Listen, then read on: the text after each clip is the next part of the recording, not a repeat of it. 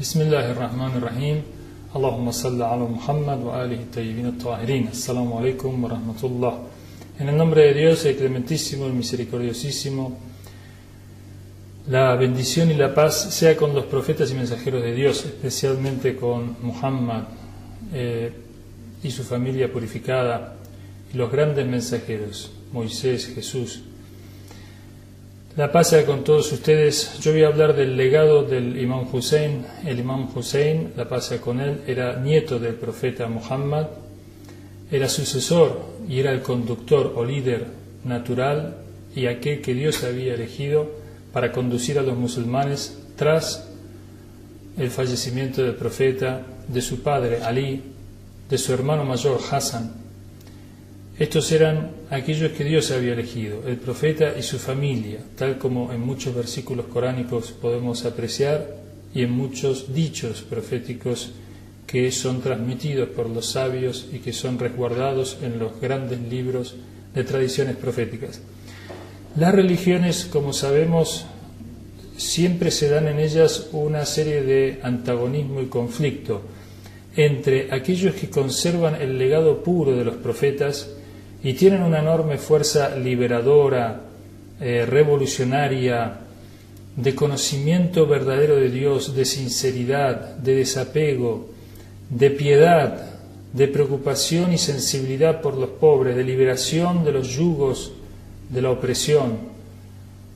Por un lado, estos representantes y estos verdaderos creyentes, por el otro lado, los pseudos religiosos, aquellos que se aprovechan del instrumento poderoso de la religión y de la creencia de las masas de la gente para oprimirlas, para engañarlas, para poner esta religión sagrada, bendita, que tuvo su origen en estos grandes profetas revolucionarios, al servicio de los poderosos.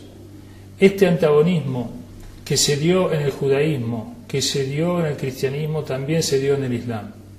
¿Cuál es la figura del Imam Hussein dentro de este conflicto? El Imam Hussein va a ser la persona que va a impedir con su resistencia, con su sacrificio, con su sinceridad y su enseñanza, va a impedir la metamorfosis o la transformación del Islam en opio de los pueblos, como diría Marx, en una falsa religiosidad, en una transformación que haga que quede únicamente el nombre del Islam, pero vacía de contenido, y que se vuelva un instrumento en manos de los poderosos.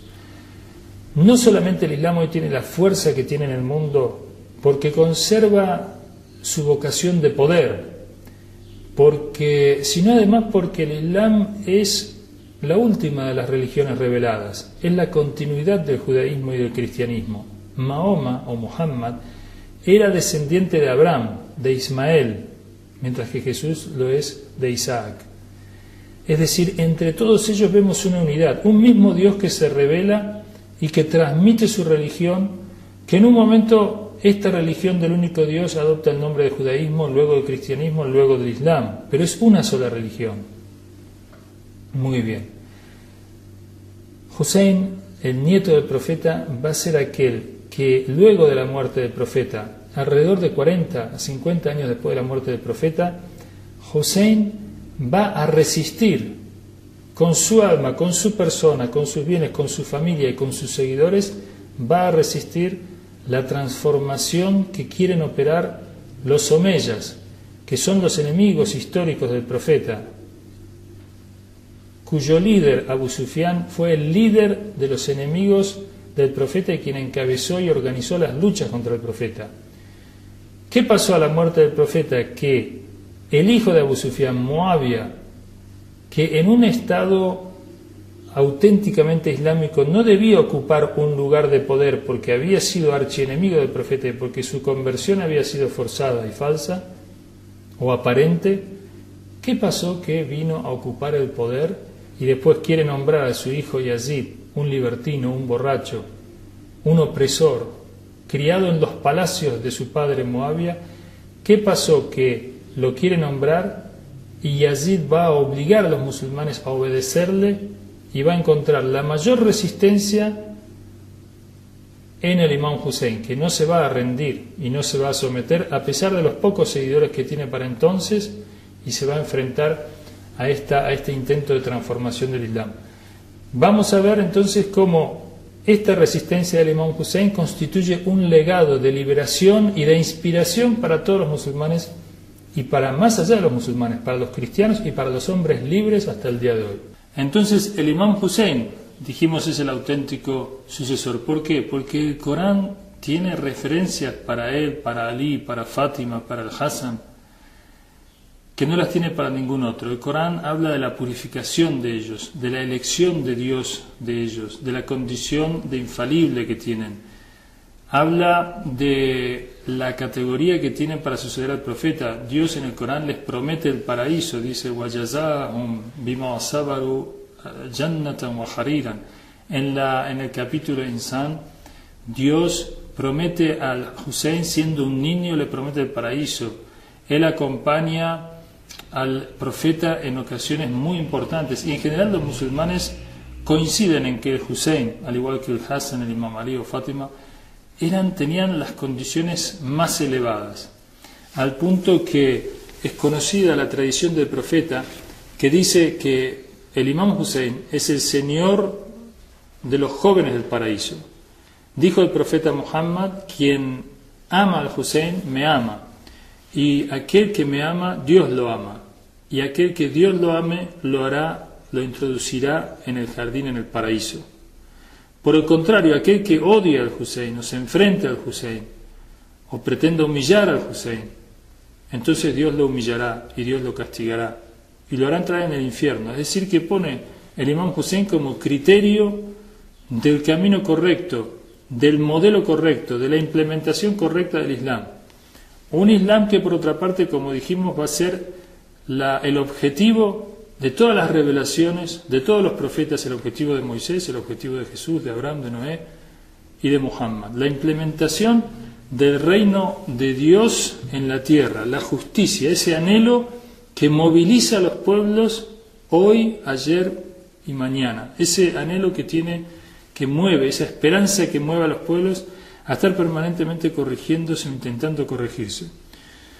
Entonces, por un lado tenemos al Imam Hussein, pero la situación en el mundo islámico para la época del Imam Hussein, repito, apenas 40 años después de la muerte del profeta, es tal que Yazid, o mejor dicho su padre Muawiyah, lo va a establecer como su sucesor, desaveniendo o desconociendo la voluntad de Dios, por un lado, el legado del profeta, por otro lado, y desconociendo lo que era la práctica de los musulmanes en cuanto a cómo habían elegido a sus líderes anteriores.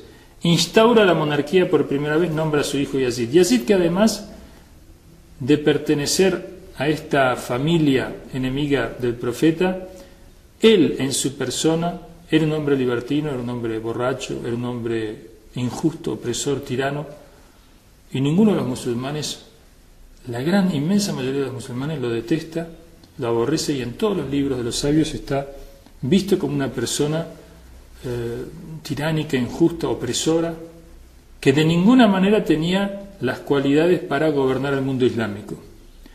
Este hombre va a enfrentar al Imam Hussein, más de 5.000 hombres lo van a acorralar en un lugar que se llama Karbala, en el desierto, y allí durante 3 días le van a cortar el agua, el suministro de agua, a él, a su familia, a sus mujeres, a sus hijos, a los niños que hay con él, y a sus seguidores y combatientes, que no suman sino 72 personas contra 5.000. Y allí van a ser sacrificados durante todo un día de batalla, y van a ofrecer el Imam Hussein y los suyos una gran resistencia. Y aquí el gran ejemplo y el gran legado es que mediante esta acción el Imam Hussein, mediante este sacrificio extraordinario del cual ya había profetizado Mahoma o Muhammad, logra que el Islam se conserve puro, inalterado, que el espíritu profético, el espíritu de la revelación, el espíritu de Jesús y de Moisés se conserva en su legado en forma intocable, de modo que sirva de fuente de inspiración hasta el día de hoy. Y aquí viene algo que es muy importante en nuestros días. La revolución islámica en Irán, que está transformando el mundo, y que si podemos decir de alguna manera que hemos entrado, el mundo, la humanidad, los hombres, los pueblos, los países han entrado en la era de la participación de las masas en la política, en su destino, en las decisiones, en las grandes decisiones.